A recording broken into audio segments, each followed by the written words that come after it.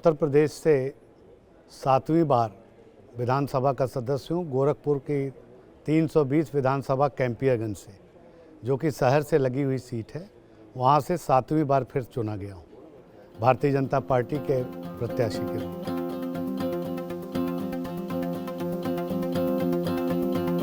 किसी भी विधानसभा के बारे में अगर लगातार किसी सदस्य को बने रहना है तो जनता के हितों का ध्यान रखना पड़ेगा। और जनता के हितों का मतलब होता है कि जो एक डेमोक्रेसी में हमें अधिकार दिया गया है लेजिस्लेटर्स को, हम उन अधिकारों का प्रयोग करें और उसे ज़मीनी हकीकत पर उतारें। सरकार की योजनाएं बहुत सी होती हैं, उसको ज़मीन पर उतारने का प्रयास करना चाहिए। जैसे ख़ास तौर से पेंशन योजना है गरीबों के लिए, उन्हें आम जनमानस तक पहुंचाने के लिए कैंप लगाने की आवश्यकता होती है, वो मैं करता हूं। विकलांग शिविर लगाने का काम करता हूं गरीबों के लिए। और पात्र व्यक्तियों को, जो गरीब हैं, जिनके पास गांव में आज भी झोपड़ी है, उन्हें आवास दिलाने का प्रयास करते हैं कि उनकी पात्रता सूची को पात्र बने रहें, क्योंकि अधिकारी मनमानी भी करते हैं। वो किसी गरीब आदमी ने अगर कोई ऑब्लिगेशन नहीं किया तो उसका नाम काट के किसी सामान्य आदमी का दे देते हैं। हम लोग इसका निरीक्षण करते हैं और स्थानीय सर्वे करके उन गरीबों को आवास दिलाने का काम, उनके पेयजल की व्यवस्था और उसी प्रकार से आवागमन की सुविधा बढ़ाने का काम हम लोग करते हैं।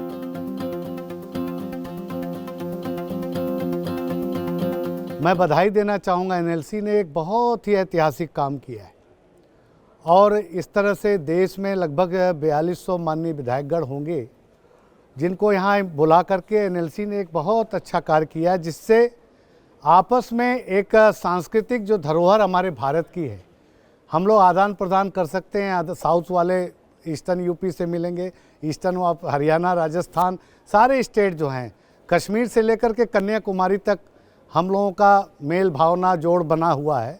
ये एक बहुत अच्छा प्रयास है एनएलसी का और इससे डेमोक्रेसी को मजबूती मिलेगी। आने वाले समय में जो माननीय विधायकों को एक सम्मान मिलना चाहिए, उसमें भी बढ़ोतरी हो।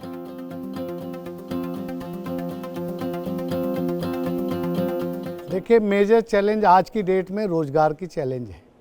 आज की नौजवान पीढ़ी शिक्षा के आधार पर रोजगार चाहती है और उत्तर प्रदेश की सरकार बड़े पैमाने पर रोजगार देने का काम कर रही है। आदरणीय योगी जी के नेतृत्व में ओपन जो है कंपटीशन है, उसमें जो बच्चा पात्रता में आता है उसे सेवा में भर्ती कर लिया जाता था। पहले की सरकारों में लिस्ट जाती थी, ये पहली सरकार है जिसे मेरिट के आधार पर नौकरी में रखने का काम उत्तर प्रदेश की सरकार ने किया।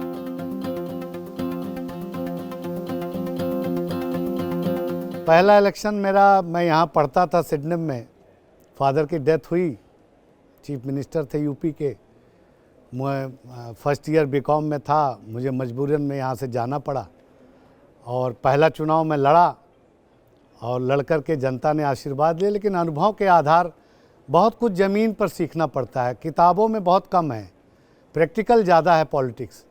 किताब में तो आप चीज़ों को, नियमों को जान सकते हैं, लेकिन जब आप धरातल पे आएंगे, ज़मीन पे आते हैं, गरीबों की स्थिति को देखते हैं, झोपड़ी में घुस के देखते हैं, तब आपको समझ में आता है कि गाँव का गरीब कैसे रहता है। जब उस गरीब की चिंता करेंगे तो निश्चित रूप से जनता आपको कभी छोड़ेगी नहीं और आप परमानेंट सदन में बने रहेंगे।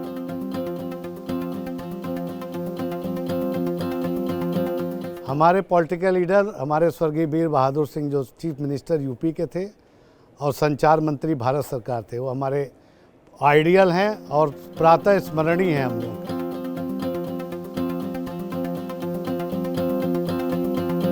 मेरा सबसे यादगार इलेक्शन था 91 का, जब मैं दूसरी बार इलेक्ट हुआ तो लोगों ने कहा इस बार बड़ा मुश्किल है जीतना। काम कम हुआ क्योंकि शॉर्ट टर्म इलेक्शन था, उधर राम जन्मभूमि का मुद्दा चल रहा था। तो उस समय ऐसा लगा कि मुझे लगा कि भाई मैं इंडिपेंडेंट कैसे जीतूंगा। तो मैंने फिर गांव-गांव भ्रमण किया, लोगों से संपर्क किया, बोले तो राम लहर है यहाँ। तो उस परिस्थिति में भी मैं निर्दलीय जीत करके आया, लोगों ने आशीर्वाद दिया।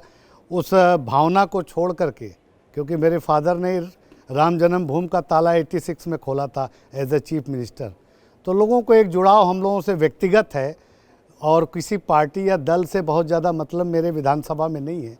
मैं जहाँ रहता हूँ वहाँ से मैं जीत करके आ जाता हूँ।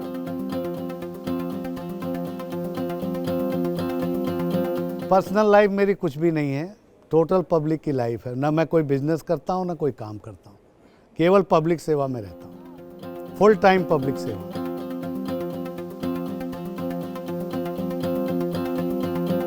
देखिए, यूथ भ्रमित हो जाता है, बहुत जल्दी भ्रमित हो जाता है। यूथ को सही दिशा में कैसे लाया जाए, ये प्रयास करना चाहिए। उसके सेशंस करता हूँ, मैं उनको बुलाता हूँ, समझाता हूँ कि भाई तुम ऐसा कोई काम करो जिससे रोज़गार के अवसर हों, क्योंकि यूथ का जो डायरेक्शन है, अगर सही दिशा नहीं मिली तो वो बिगड़ जाता है। इसलिए प्रयास ये करना चाहिए कि यूथ के सम्मान को भी देखना चाहिए। मैं देखता हूँ घर से भी नेग्लेक्ट हो जाता है, माँ बाप ताने कसते हैं, रोज़गार नहीं है। तो जब हम लोगों के पास आता है, हम लोग समझाते हैं कि भाई ऐसे ऐसे काम करो, उनको फाइनेंस कराते हैं बैंक से, कुछ रोज़गार कराते हैं, कुछ को सेवा में भी, भर्ती में भी हम लोग आगे कराते हैं। तो प्रयास ये होता है कि उसको सही दिशा दें, और वो हम लोग देने में सफल हो जाते हैं।